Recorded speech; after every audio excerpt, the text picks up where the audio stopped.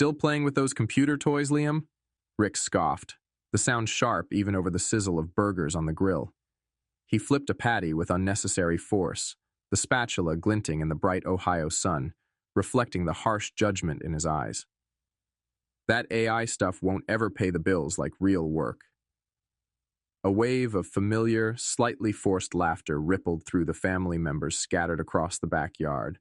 Uncles clutching beers, aunts arranging salads, cousins wrangling toddlers. It was the annual Hayes family summer barbecue in Dayton, a ritual steeped in tradition, potluck dishes, and, for me, the customary gentle, and sometimes not so gentle, mockery of my chosen profession. The chorus of amusement was well rehearsed, a soundtrack to my 20s that I'd learned to endure with practiced stoicism. My name is Liam Hayes. I'm 29, and for the better part of the last 6, nearly 7 relentless years, I'd been pouring every waking hour, every ounce of intellectual energy into building Nexus Predictive Analytics, an AI startup focused on wringing efficiencies out of the tangled web of the logistics industry. To my family, however, whose lives revolved around tangible trades and factory floors, it looked suspiciously like playing on a computer in the spare bedroom of my cramped, rented apartment. I forced a smile, the same tight, non-committal expression I'd perfected over countless holidays and Sunday dinners. Let them laugh. It was easier than trying, yet again, to explain the intricacies of machine learning or the market potential of optimized routing algorithms. Inside the pocket of my jeans, my phone felt unnaturally heavy, almost burning against my leg. It wasn't the phone itself, but the silent weight of the notification residing on its locked screen. The finalized, non-negotiable, fully executed acquisition offer from Volca Industry, a German tech conglomerate known for its shrewd investments in future-forward technologies. $34 million. The number still felt unreal, an abstraction conjured from lines of code and sleepless nights. It was the culmination of everything, the validation I'd craved, set to close electronically, irrevocably, tomorrow morning. My father, Rick Hayes, a man whose identity and worldview were forged in the tangible, sweat equity reality of a 40-year career as a factory foreman, saw value in things he could hold, measure, understand through physical effort. Success to him was measured in overtime pay, calloused hands, union benefits, and a reliable pension waiting at the end of a long, predictable road. Software, algorithms, artificial intelligence, these were frustratingly nebulous concepts, dismissed as internet funny money or computer toys, lacking the reassuring weight of milled steel or the satisfying roar of heavy machinery. He ambled over, clapping me on the shoulder, his hand heavy, calloused, meant affectionately, I knew, but landing like a familiar judgment. The scent of charcoal smoke and cheap beer clung to his worn polo shirt. Seriously, son. He lowered his voice, a conspiratorial tone that always preceded unsolicited career advice. Your cousin Gary, down at the stamping plant, says they're always looking for sharp young guys on the line. Teachable fellas. Good union job, you know? Solid benefits. Real security. Real security. The irony was thick enough to taste. Across the yard, my brother-in-law Mike, solid, dependable Mike, who sold insurance and drove a sensible sedan, caught my eye. He offered a small, sympathetic grimace, a silent acknowledgement of my perennial position as the family's odd duck, the slightly baffling academic pursuing neponyatnoe, incomprehensible things. He meant well. They all probably did in their own cautious Midwestern way. Their mockery, their gentle prodding towards real work, likely stemmed from a place of genuine, if misguided, concern. But it was also rooted in a fundamental inability, perhaps even an unwillingness, to grasp the world I inhabited. a world that operated on logic gates and data streams rather than gears and grease. It was simply easier to joke about what they didn't understand than to expend the effort trying to bridge the chasm between our realities. I mumbled something noncommittal, vaguely reassuring, about looking into options and keeping my head up. I took a long sip of my lukewarm beer, the cheap lager doing little to soothe the familiar knot tightening in the pit of my stomach. My gaze drifted across the yard, the predictable tableau of overlapping conversations, plastic lawn chairs, the slightly off-key strains of classic rock radio, kids chasing a deflating beach ball near the wilting tomato plants. My eyes found my older sister, Hannah. She was leaning against the porch railing, observing the scene with her usual quiet perceptiveness. She offered a small, almost imperceptible nod, a silent message across the crowded lawn. I see you. I know this is hard. Hannah, a high school art teacher with paint perpetually under her fingernails, didn't fully understand the intricacies of neural networks or logistic regression models either, but she possessed an innate empathy, a willingness to see beyond the surface. She saw the hours I poured in, the passion that drove me, even when the subject matter itself remained foreign. She believed in me, the person, the brother, even if she couldn't fully articulate what it was I was building in my digital forge. Later that evening, driving home under a sky bruised with the fading colors of sunset, the suburban streets quietening, my phone buzzed on the passenger seat. A text from Hannah. Don't let Dad get to you. You know how he is. He worries. It just comes out wrong sometimes. Thinking of you. I glanced at the message, appreciating the sentiment, the unwavering support that felt like a small lifeboat in the often choppy waters of family dynamics. I tossed the phone back onto the seat without responding. Worry. Was that truly what fueled his constant skepticism? Or was it something closer to disappointment? A fundamental disapproval of a path so radically different from his own, from the paths of everyone else in our grounded, practical family. Maybe it was an inseparable tangle of both. Explaining felt pointless tonight, utterly exhausting. What they didn't know, perhaps, truly wouldn't hurt them. Not yet, anyway.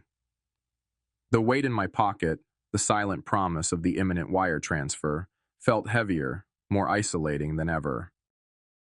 Back in the quiet sanctuary, the controlled chaos of my apartment, a space dominated more by the glow of multiple monitors and whiteboards scribbled with complex equations than by comfortable furniture or decorative touches, the silence felt amplified, almost deafening after the boisterous, overlapping energy of the barbecue. The lingering smell of grilled meat that clung to my clothes was quickly replaced by the faint electric hum of servers processing data streams and the ubiquitous, slightly stale aroma of yesterday's coffee. This was my real world, the engine room where abstract ideas were painstakingly translated into tangible code, where elegant patterns emerged from oceans of chaotic data, where the future of logistics was being quietly reshaped one algorithm at a time. The memory of the barbecue, specifically my father's casual dismissal, chafed more than usual tonight, sharpened by the proximity of the acquisition closing. It wasn't just the lack of understanding, it was the active disbelief, the subtle, and sometimes not so subtle implication that my work was frivolous, unreal. This disconnect had fueled a decision I'd made weeks earlier, an attempt to bridge the gap not with words, but with action, albeit anonymously. Hannah had mentioned during one of our infrequent but honest phone calls Dad's low-grade simmering stress over finances. His pension was adequate but not generous, and the hefty monthly payments on his aging pickup truck, his primary source of pride and independent mobility, but also a significant financial drain, were a constant source of worry, though he'd never admit it openly. Driven by a sudden impulse, wanting to alleviate that specific burden without triggering the inevitable questions about my finances that I wasn't ready to answer, I'd acted. Using a discreet third-party online bill-paying service, one specifically designed for anonymous transactions, I'd paid off the remaining $6,000 balance on the truck loan. It was a calculated move, using a fraction of the seed funding I'd secured months earlier from an angel investor, long before Volky Industry even appeared on the horizon, ensuring the money wasn't easily traceable back to my personal accounts. No fanfare, no note, just a quiet attempt to lift a tangible weight from his shoulders, a silent offering of support in the only currency, practical help, I thought he might, on some level, appreciate. My carefully planned anonymity, however, had backfired in a way that revealed the depth of the chasm between us. Rick, baffled but undeniably pleased when the bank notified him the loan was satisfied, didn't suspect me for a second. Anonymous online payments weren't part of his mental framework. His immediate assumption, fueled by decades of small-town dynamics, was that it must have been a misguided, if well-meaning act of charity from Uncle Jerry, known for his occasionally intrusive generosity, or perhaps Aunt Carol, who always seemed to know everyone's business. His response wasn't quiet gratitude or even private curiosity. It was loud, performative pride, broadcast publicly on his Facebook page, a digital declaration aimed at his circle of old factory buddies and scattered relatives. Just got word my truck loan is paid off. Don't know who did it, but want to make it clear I don't need pity payments from anyone. Always earned my own way. Always will. Thanks, but no thanks to whoever thought I needed a handout. He'd even added a thumbs-up emoji, oblivious to the irony. Seeing those words typed out in defiant capital letters had felt like a physical blow, a sharp intake of breath that solidified into a cold knot in my stomach. It wasn't the rejection of the money itself that stung. I hadn't expected or needed thanks. It was the immediate, reflexive leap to pity, the ingrained assumption that any help, especially anonymous help, must be charity aimed at someone perceived as weak, struggling, less than. It starkly reinforced his prevailing narrative. Liam, the perpetual dreamer, the one playing with intangible computer toys, the one clearly floundering and thus the logical target for such misguided benevolence. It was a painful confirmation that in his eyes, I existed in a state of perpetual potential failure, incapable of offering help from a position of strength. That Facebook post, more than any barbecue jest, cemented my resolve to keep my impending financial reality completely, utterly hidden. Revealing the truth now, in the wake of that public declaration of self-reliance and his dismissal of my work, would feel less like sharing joyful success and more like a vindictive act, like rubbing his face in his own deeply flawed assumptions and judgments. The gap between us, the silence filled with unspoken misunderstandings, felt wider, more daunting than ever. Now, hours after the latest barbecue performance, the memory of that Facebook post mingled uncomfortably with the lingering sting of the computer toys comment. The weight of the impending $34 million felt less like liberation and more like an anchor, dragging me further away from the shores of familial understanding. I sat before my main monitor, the acquisition documents glowing softly in the otherwise darkened room, illuminating the stark lines of code visible on another screen. Volky Industry. Nexus Predictive Analytics. A name I'd chosen for its implication of connection and foresight. The irony wasn't lost on me. With a steady hand, honed by years of precise coding and debugging, I moved the cursor through the final sequence of electronic signature prompts. Initial here, click. Sign here, click. Confirm understanding. Click. The process felt strangely anticlimactic, sterile, devoid of the momentous significance it represented. A final click on the Finalize Signature button. A small pop-up confirmation appeared, almost mundane. Document signed successfully. A confirmation email has been sent. Seconds later, the automated email notification arrived, pinging softly in the silence. Subject: Acquisition agreement finalized. Volky Industry, Nexus Predictive Analytics. Done. 6 years of relentless, obsessive, grinding work. The 18-hour days, the missed weddings and birthdays, the constant battle against doubt and technical roadblocks, distilled into a few digital signatures on a screen. I leaned back in my worn, ergonomic office chair, the springs creaking a familiar protest in the quiet room. There should have been elation, a rush of adrenaline, perhaps even the pop of a champagne cork, even if only enjoyed in solitude. Instead, a profound wave of emptiness washed over me, cold and vast and disorienting. The summit had been reached, the impossible peak scaled after a long and arduous climb, but the view from the top felt desolate, shrouded in mist. I was utterly, completely alone with this monumental, life-altering change. The very people whose approval, deep down, buried beneath layers of defensiveness and quiet resignation, I still craved, my father, my pragmatic, grounded family, wouldn't understand this victory. They might even resent it, see it as further, irrefutable proof of my divergence from their world, their values, their definition of a meaningful life. The $34 million, the number glowing abstractly in my bank account tomorrow, didn't feel like a bridge connecting our worlds. It felt like an insurmountable wall, higher and more impenetrable than ever before. The profound silence in the apartment pressed in, broken only by the quiet, insistent whir of the machines that had diligently built my fortune, but offered no solace for the echoing void within. The immediate days following the finalized acquisition were a blur of logistical necessities. Conference calls with Volky integration teams, transferring intellectual property, setting up new accounts, dealing with tax implications.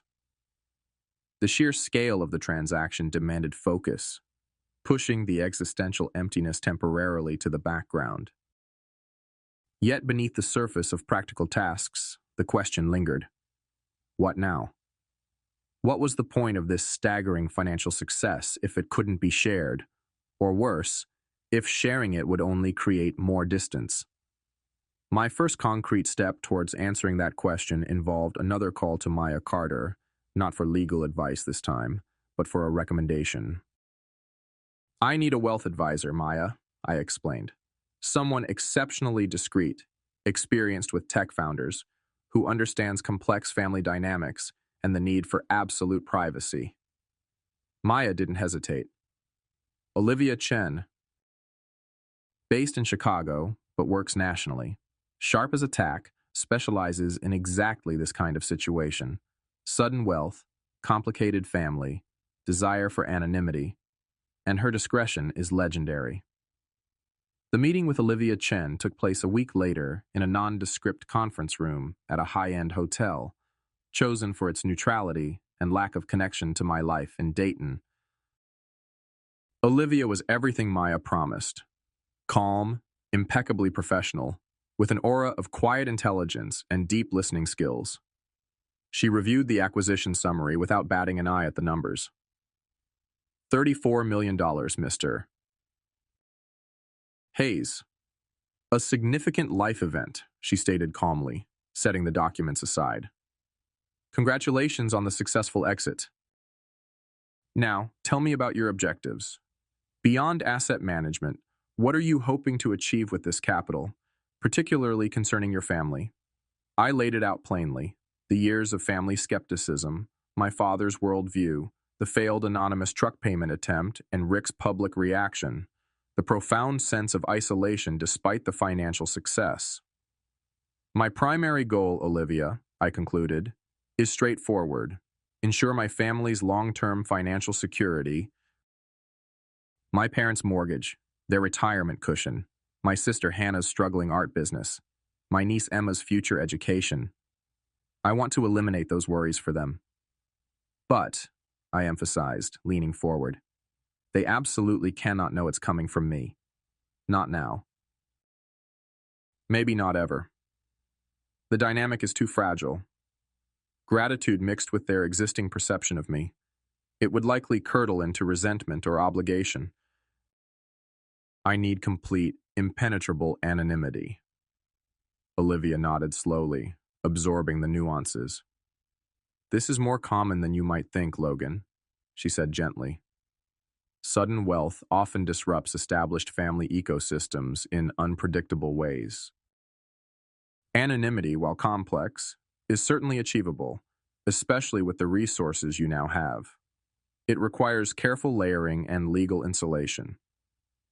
She began sketching on a digital tablet, outlining a strategy. We establish a series of blind trusts and donor-advised funds. Each entity will have a distinct, neutral name, unrelated to you or your company. Examples: the Miami Valley Assistance Fund for general family support or medical emergencies, the Buckeye Education Grant for Emma's College Fund, and perhaps other educational initiatives, the Ohio Artisans Seed Fund for Hannah's business needs. These entities will be legally separate, managed by my firm or designated trustees under strict non-disclosure agreements. You provide the initial funding, substantial enough to generate ongoing income or cover projected needs. When a need arises, say, your father requires surgery or Emma needs tuition, funds are dispersed from the relevant entity, appearing as a grant or assistance from an independent foundation. There would be no direct link back to you. Completely untraceable? I asked, needing absolute certainty. With the right legal architecture, yes, Olivia confirmed. We ensure the paper trail leads only to the foundation or trust, never to the original donor. We can even route initial funding through several intermediaries to further obscure the source. The primary challenge, as I mentioned, isn't usually the legal structure, it's the emotional sustainability for you. Can you maintain this level of detachment long-term? Can you watch them receive help without being able to claim the connection or explain the coincidences? I thought of Rick's face at the barbecue, the mixture of pride and dismissal. I thought of the hollow feeling after signing the deal. Right now, Olivia, I said firmly, detachment feels like the only way to help without causing more harm. I need this firewall. Over the next few weeks, Olivia and her expert team moved swiftly and silently. Legal entities were incorporated, bank accounts opened under trust names, initial capital transferred and invested conservatively to generate income.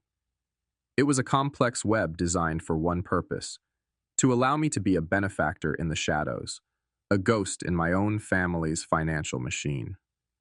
I continued my life in Dayton, driving the same old Subaru, living in the same apartment, ordering the same takeout. The only difference was the staggering number in a firewalled bank account and the quiet orchestration of anonymous support systems waiting in the wings. Outwardly, nothing had changed. Inwardly, I carried the immense secret weight of my newfound capacity, a strange burden of hidden power and enforced distance. The first test of this intricate system arrived about 3 months later, validating the need for the Miami Valley Assistance Fund. Hannah called, her voice thin and tight with worry, the kind that instantly put me on high alert. "Liam, it's Dad," she began, her breath catching. "He finally went to the specialist about his knee, the one he's been putting off because of the cost."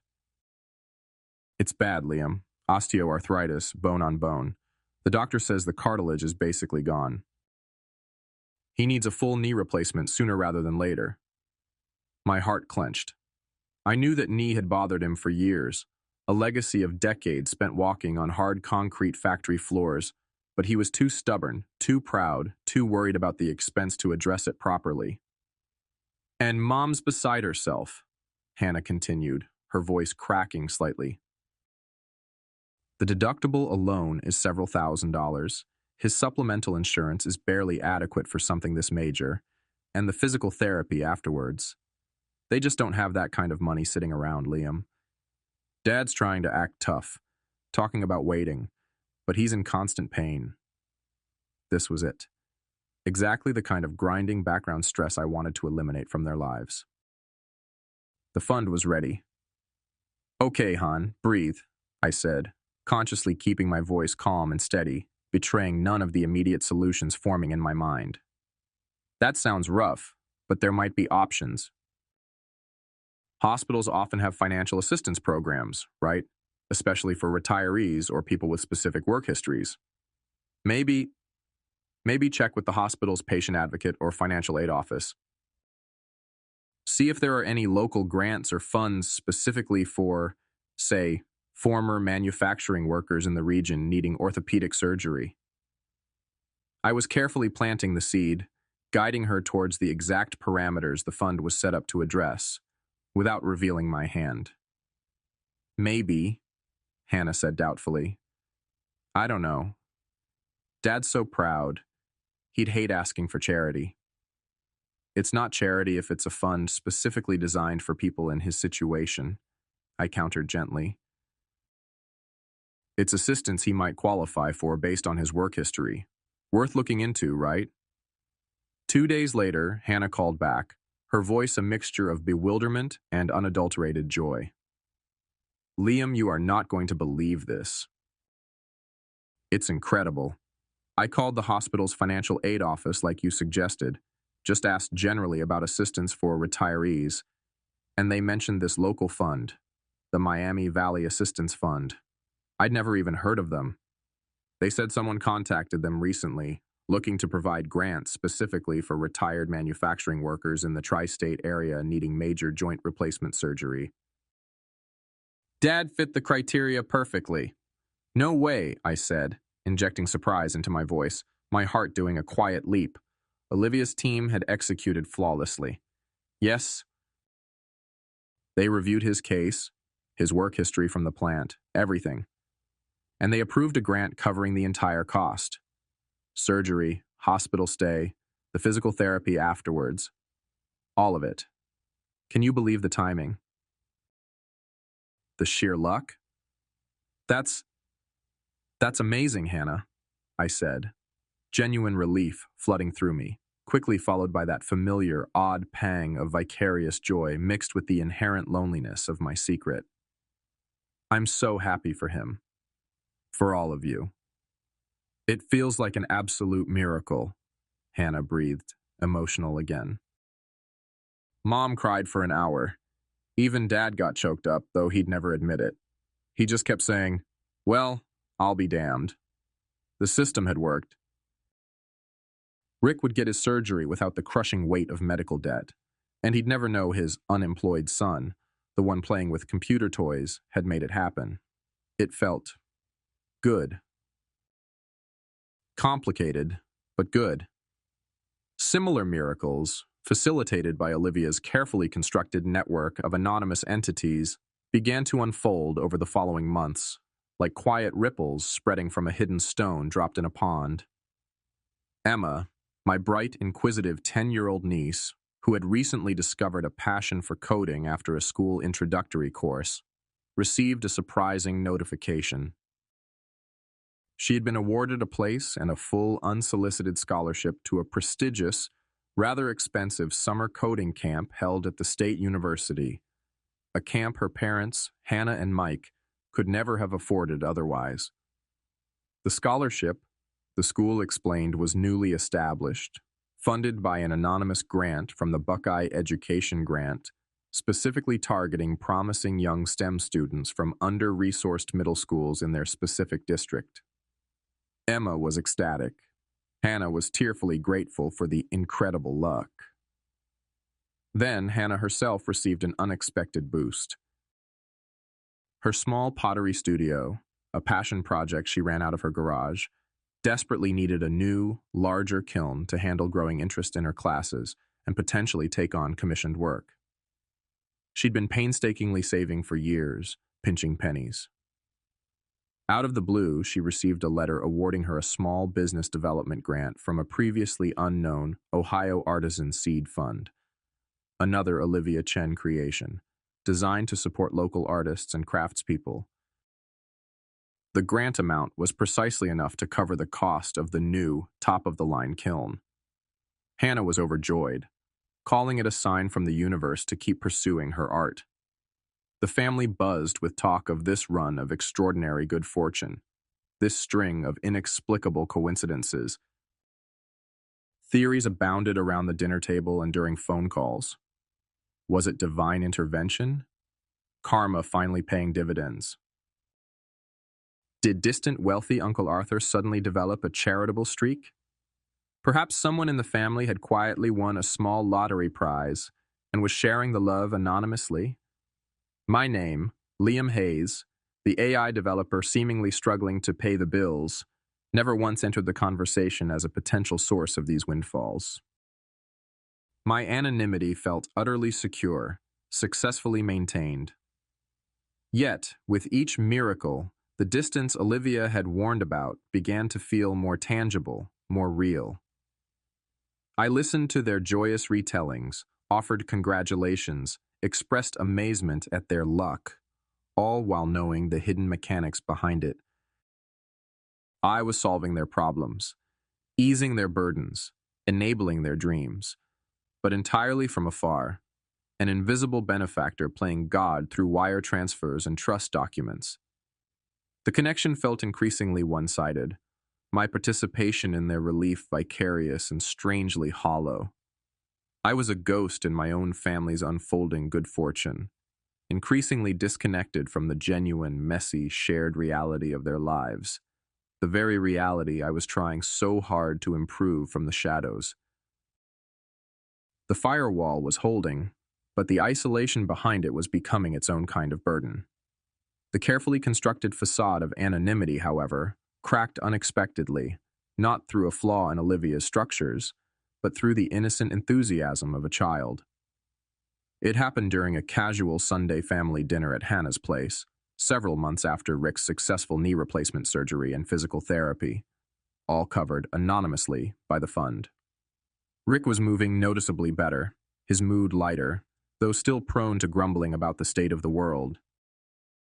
Emma, my niece, was bubbling with excitement about her coding camp experience from the summer and showing off the brand new, high-spec laptop she'd been given as part of the program, a necessary tool funded by the scholarship. She was demonstrating a simple game she'd coded to my mother, her small fingers flying across the keyboard. "It's so cool, Grandma. It has all this graphic software and processing power Uncle Liam told me about when he helped me pick it out online after I got the scholarship." She chattered happily, oblivious to the sudden, charged silence that descended upon the adults at the table. I froze mid-bite, spaghetti halfway to my mouth. Hannah shot me a wide-eyed, panicked look across the table. We had meticulously planned this part.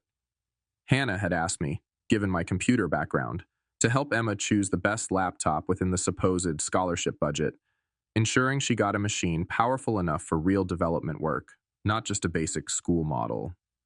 It had seemed like an innocuous way for me to contribute my expertise without revealing the funding source.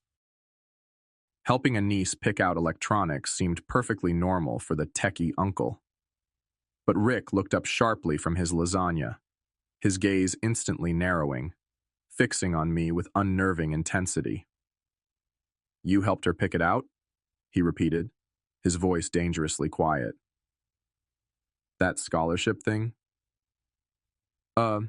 Yeah, Dad," I stammered, completely caught off guard by his focus. "Hannah asked me to, look at specs online, compare processors, make sure she got something decent, something powerful enough for the coding camp projects." I trailed off, sensing I was digging myself deeper. "Something powerful enough," Rick echoed, the words laced with suspicion. He put his fork down deliberately. "And the new computer lab at her school? The one with all those fancy machines they got last spring?" His memory, unfortunately, was sharp. He clearly recalled the earlier incident Hannah and I thought we'd smoothed over. "Hannah mentioned back then you advised them on that equipment too." The pieces were clicking together in his mind, but assembling into entirely the wrong picture. I gave the principal some general advice, I insisted, trying desperately to downplay my involvement, feeling my cheeks flush. He asked about processors, network compatibility, basic stuff. Rick slammed his own fork down onto the table with force, rattling the plates and making Emma jump. General advice? Or you making sure everyone knows you're the big tech wizard? The expert who swoops in? His voice rose, shedding its quiet intensity for outright anger. First, there's that damn truck payment I never asked for. Now you're advising on scholarships and school labs? Still trying to prove your computer toys are actually useful, huh? Still trying to show us all up? Make your old man look stupid and out of touch? Rick, stop it. That's not fair. Hannah intervened quickly, her voice sharp with frustration at her husband and protective of me. Liam was just being helpful. Emma needed a good computer for that advanced camp. Helpful or showing off? Rick shot back, his face flushed, turning his glare on Hannah now. Making sure we all know he thinks he's smarter than the rest of us because he sits clicking on a keyboard all day while real folks work? The accusation, so far off the mark, so twisted by his own insecurities and complete misunderstanding of my intentions, hit harder than any of the previous mockery.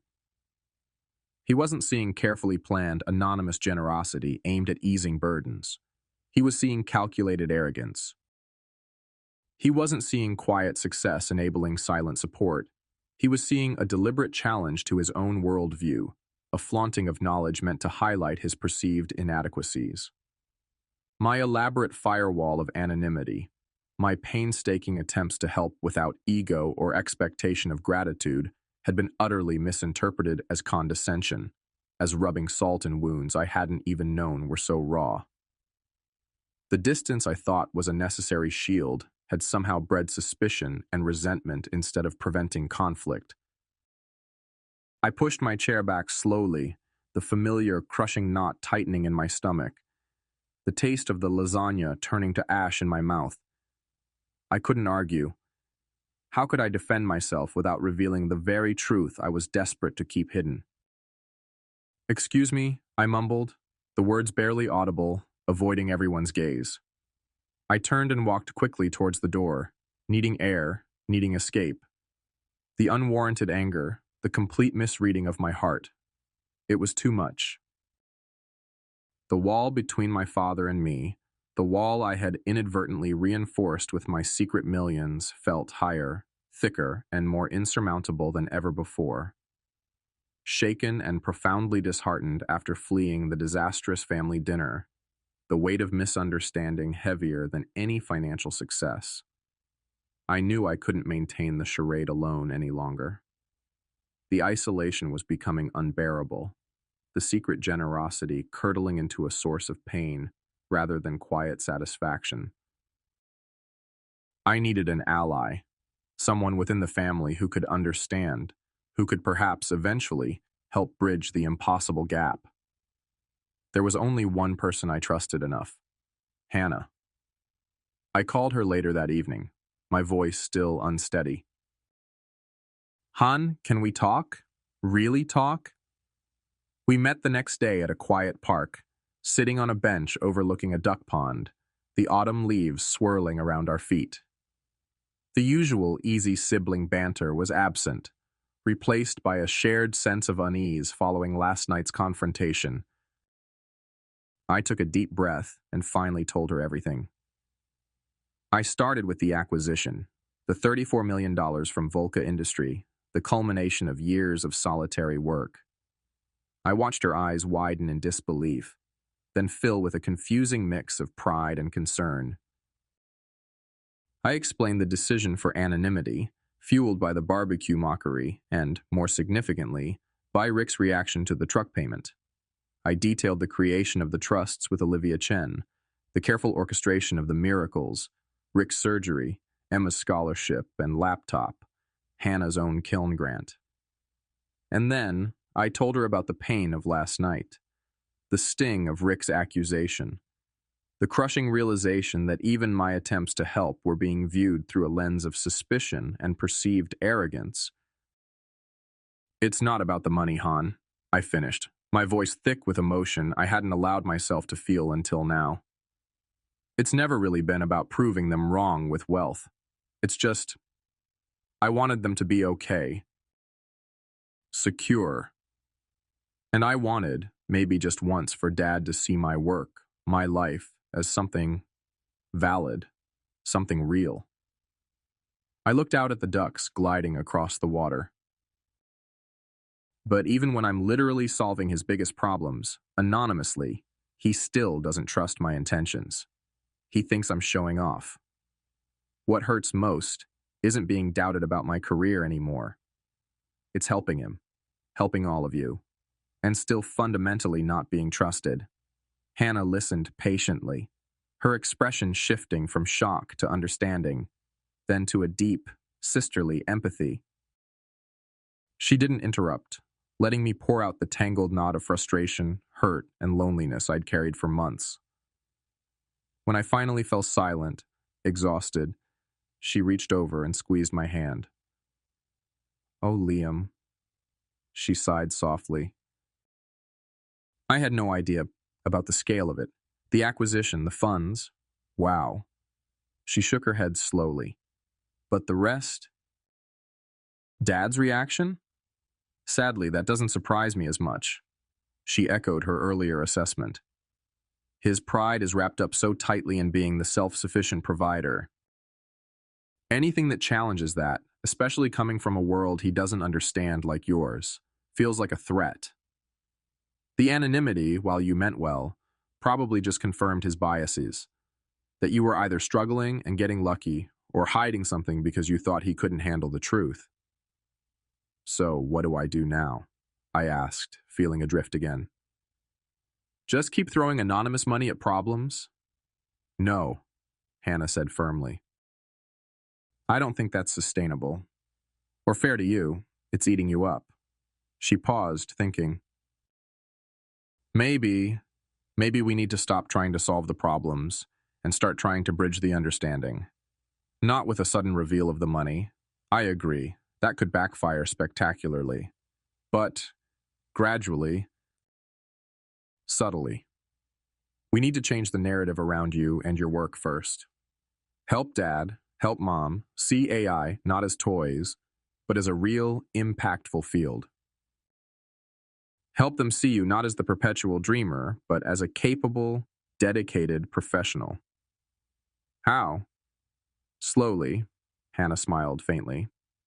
We become strategic allies. I can steer conversations, ask you the right questions in front of them, find articles about AI successes in industries he respects. We can gently normalize your world, make it less alien, less threatening. She looked me in the eye. It won't be fast, Liam. Decades of mindset don't change overnight. But maybe, just maybe, we can start building that bridge so that eventually, when the time is right, the truth about your success won't feel like a weapon, but like just another part of who you are. That conversation, sitting on a park bench under a gray autumn sky, was the real turning point.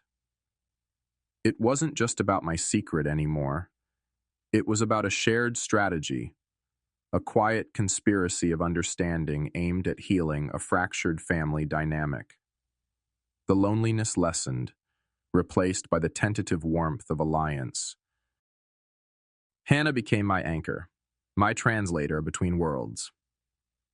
We put the plan into action subtly over the next few months.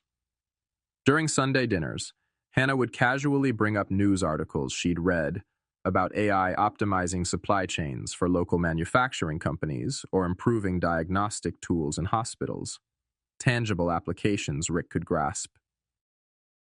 She'd then turn to me. "Liam, isn't that similar to what your predictive analytics do? How does that work exactly?" This gave me the opening to explain complex concepts in simple, relatable terms, focusing on the real-world impact, stripping away the intimidating jargon. "Rick," Initially wary after the last blow-up, couldn't help his engineer's mind from engaging. He started asking questions, hesitant at first, then more curious. So, it learns from mistakes, this AI? How does it know which data matters? He was starting to see the how, not just the what. Hannah also coincidentally found a financial planning seminar focused on retirement strategies for families, suggesting they all attend, including me. The advisor, carefully chosen by Hannah and discreetly vetted by Olivia Chen's network, spoke broadly about market trends, including the significant growth and investment potential within the tech sector, specifically mentioning AI and data analytics as key drivers of future economies. Again, it wasn't about my specific company, but it served to legitimize my field in Rick's eyes, framing it not as playing, but as a serious, globally relevant industry. The atmosphere began to shift, slowly, almost imperceptibly. The jokes about computer toys lessened, replaced by grudging curiosity. Rick still didn't fully understand, but the outright dismissal started to soften around the edges. He began asking about my projects with genuine, if cautious, interest. It felt like progress, fragile but real. Then came the invitation that would unexpectedly accelerate everything: career day at Emma's middle school. Emma, bursting with pride after her coding camp success and eager to show off her cool tech uncle, pleaded with me to come and talk about being an AI developer. Hannah saw the strategic significance immediately. "You have to do it, Liam," she insisted when we spoke privately. "It's the perfect platform. Talk about your journey, the challenges, the passion. Make it real for them." "And," she added, a tactical glint in her eye, "I'll make absolutely sure Dad comes. Tell him it's important for Emma, that she really wants her grandpa there to see her uncle speak." I was deeply hesitant. The memory of the last family dinner disaster was still fresh. Speaking publicly, especially about my work in front of my father, felt like walking into an emotional minefield. What if he reacted badly again? What if I said the wrong thing? "Trust me, Liam," Hannah urged. "Things are different now. He's listening more. This isn't about confronting him. It's about showing him and everyone else what you actually do on your own terms in a neutral setting." Reluctantly, I agreed. The stage was set for a reveal, though I still hadn't decided exactly how much I would say. Part of me wanted to stick to the professional journey, omitting the financial outcome entirely. Another part, fueled by years of suppressed frustration and the recent glimmers of hope, felt an urge to finally lay all the cards on the table. The internal conflict simmered as the day approached. The gymnasium at Emma's middle school buzzed with the familiar, slightly chaotic energy of preteens navigating choices and parents observing with varying degrees of interest. Booths representing careers from firefighting and nursing to graphic design and veterinary medicine lined the walls. I found my assigned classroom, a standard issue space with posters about fractions and the solar system. Taking a deep breath to steady my nerves, I faced a room full of expectant 12-year-olds and a surprising number of adults. Parents, yes, but also, near the back, my own parents, Hannah, and even Mike and Derek, dragged along by curiosity or spousal obligation. Emma, sitting proudly in the front row, gave me an encouraging gap-toothed thumbs up. Rick leaned against the back wall this time, his arms crossed, his expression unreadable. Not hostile, but not exactly warm either. Just watchful. I started simply, aiming my talk primarily at the students, but acutely aware of the audience behind them.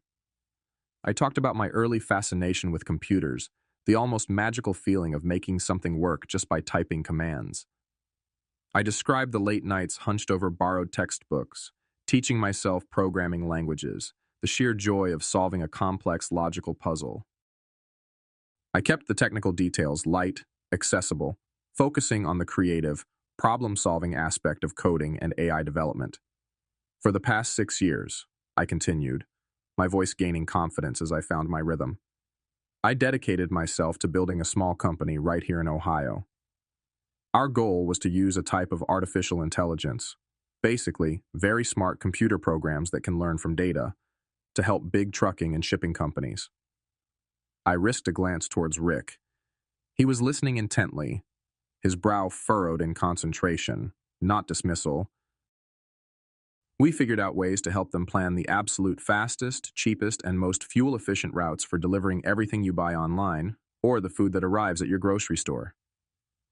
It wasn't glamorous work, I admitted, looking back at the students.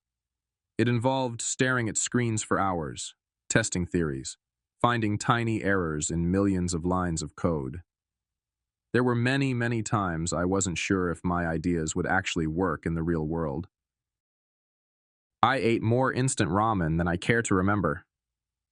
A few kids giggled, recognizing the universal student struggle. I missed family weddings, birthdays, barbecues. I met my father's eyes again, briefly but directly, letting the implication hang there. Because I was often stuck in my apartment, fixing bugs or running simulations late into the night. People who didn't understand what I did sometimes made jokes about my computer toys or my internet money. I let that sentence linger, a deliberate echo of past hurts, before taking another steadying breath. This was the moment. Stick to the journey or reveal the destination. Looking at my father's attentive face, at Hannah's encouraging nod, at Emma's beaming pride, something shifted inside me. The need for secrecy, the fear of misunderstanding, suddenly felt less important than the quiet power of the unvarnished truth. But we kept working, I said, my voice clear and even.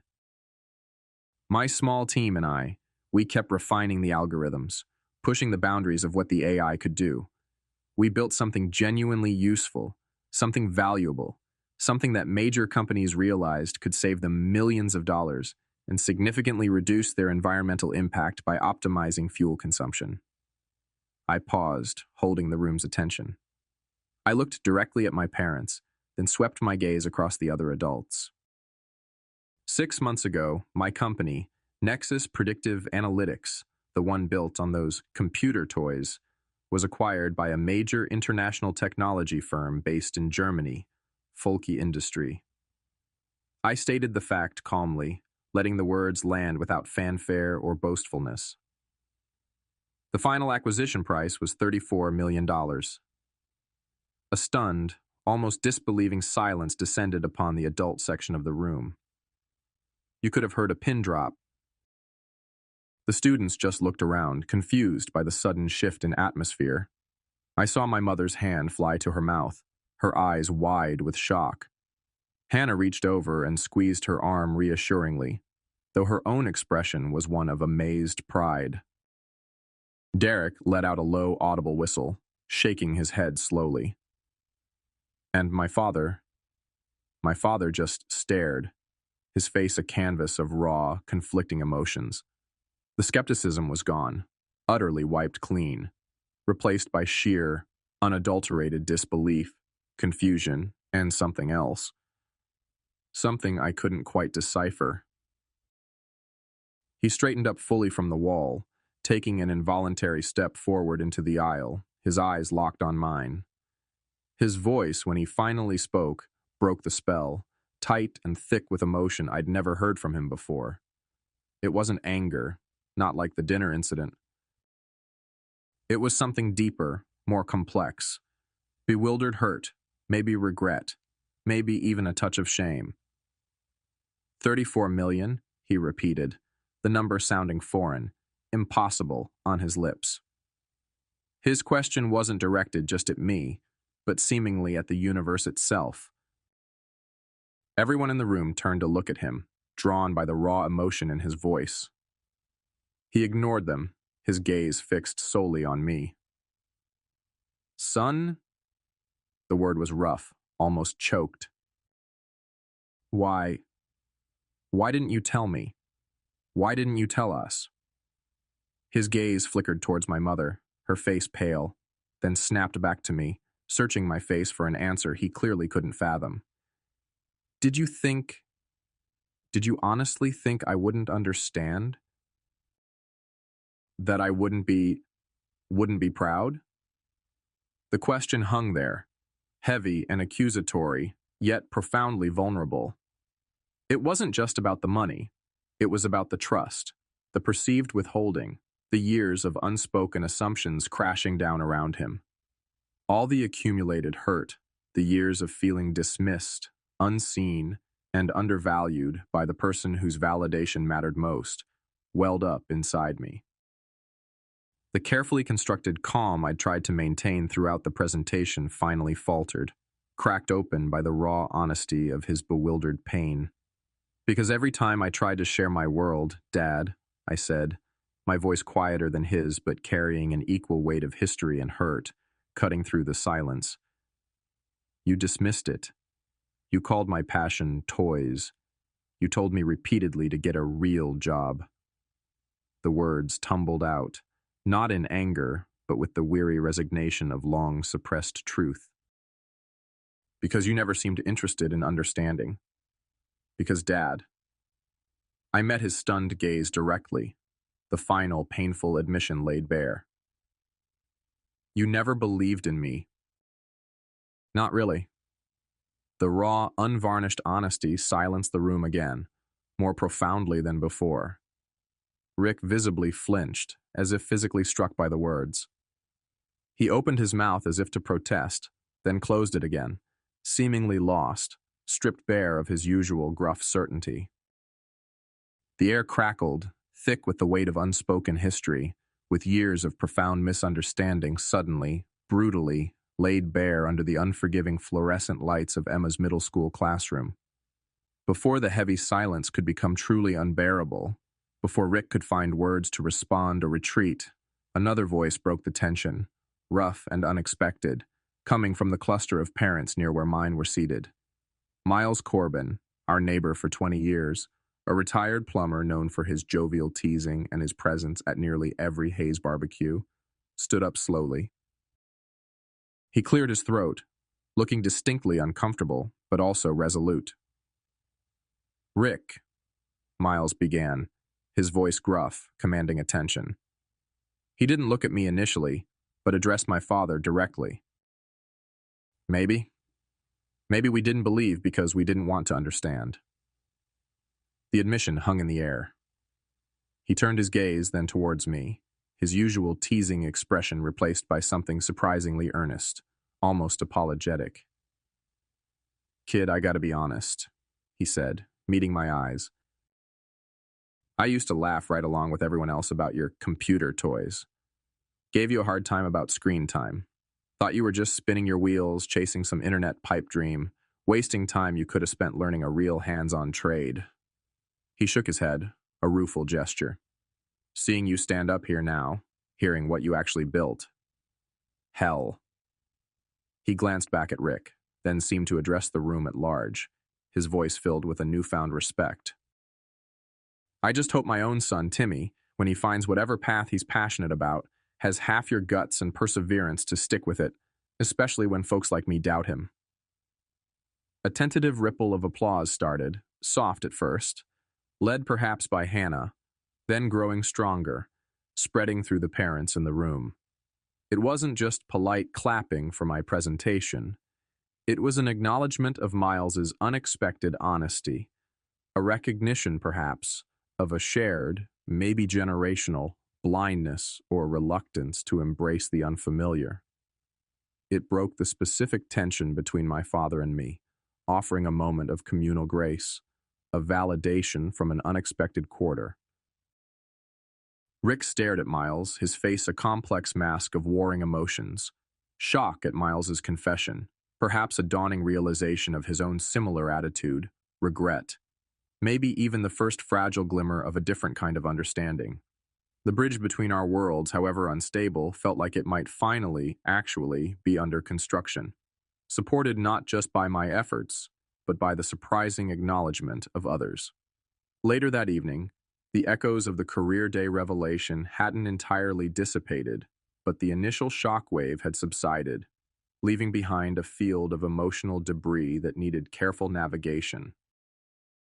The awkwardness was palpable, yet beneath it lay the potential for something new.